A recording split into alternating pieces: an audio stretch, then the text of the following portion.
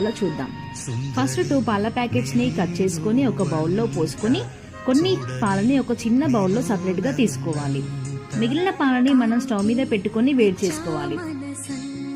ఈ పాలు వేడి అయ్యేంతలో మనం కావలసిన ఫ్రూట్స్ ని ఇలా చిన్నగా కట్ చేసుకొని పెట్టుకోవాలి. ఈ మరుగుతున్న పాలలో మనం 4 టేబుల్ స్పూన్స్ షుగర్ యాడ్ చేసుకోవాలి. అలాగే సపరేట్ గా తీసుకున్న పాలలో 3 table spoons custard powder add చేసుకొని ఈ మిశ్రమాన్ని మనం మరుగుతున్న పాలలో ఉండలు లేకుండా కలుపుకోవాలి.